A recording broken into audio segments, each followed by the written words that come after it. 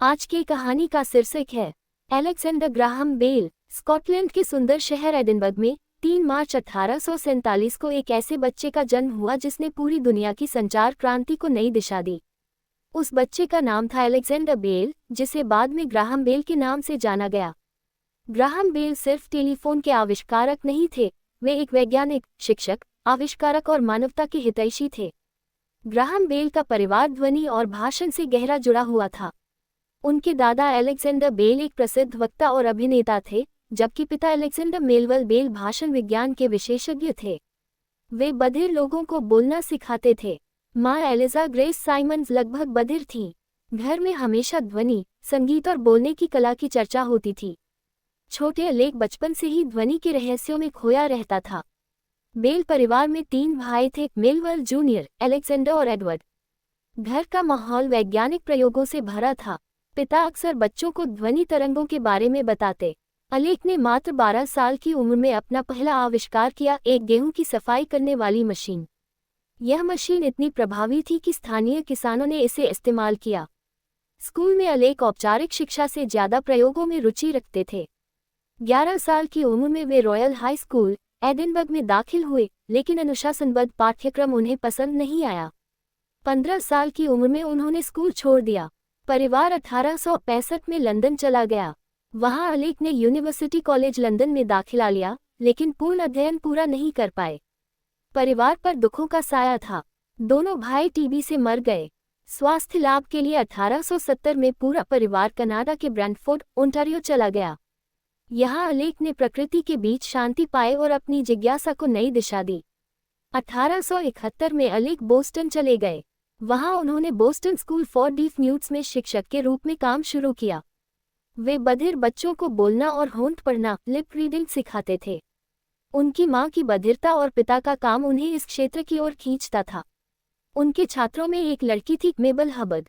मेबल 5 साल की उम्र में स्कारलेट फीवर से बधिर हो गई थी। अलेक उनकी शिक्षक बने और धीरे धीरे प्रेम में पड़ गए। उम्र में 10 साल का अंतर था, लेकिन प्रेम ने सब पार कर लिया। 1877 में दोनों का विवाह हुआ। मेबल बेल की सबसे बड़ी प्रेरणा बनी। बेल ने बोस्टन यूनिवर्सिटी में भी वॉइस एंड स्पीच के प्रोफेसर के रूप में काम किया। वे बधिरों की शिक्षा के लिए American Association to promote teaching of speech to the deaf की स्थापना में शामिल रहे। उन्होंने हेलेन केलर को भी मदद की और उनकी शिक्षिका एनी सुलिवन से परिचय कराया। 1870 के दशक में बेल विद्युत और ध्वनि के संयोजन पर प्रयोग कर रहे थे। वे हार्मोनिक टेलीग्राफ बनाना चाहते थे, जो एक साथ कई संदेश भेज सके।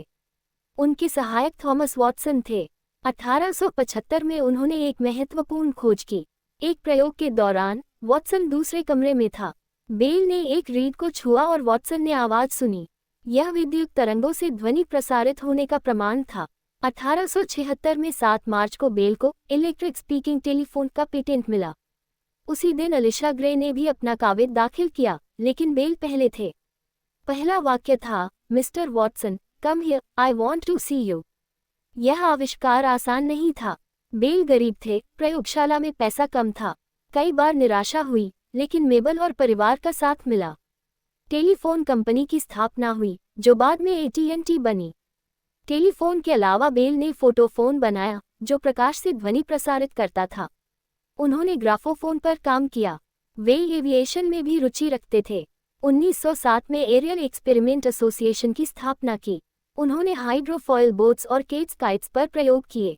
बेल नेशनल ज्योग्राफिक सोसाइटी के राष्ट्रपति भी रहे। उन्होंने पत्रिका को लोकप्रिय बनाया। मेबल के साथ उनका जीवन सुखमय था। 4 बच्चे हुए, 2 बेटियां एल्सी और मैरियन, 2 बेटे शैशव में मर गए। बेल कनाडा के केप ब्रेटन आइलैंड में बेन व्रेग नामक एस्टेट पर रहते थे। वहां वे प्रयोग करते, नाव चलाते और परिवार के साथ समय बिताते। वे टेलीफोन को अपने स्टडी में नहीं रखते थे, क्योंकि इसे अंतर्ध्यान मानते थे। उनकी जिज्ञासा कभी खत्म नहीं हुई।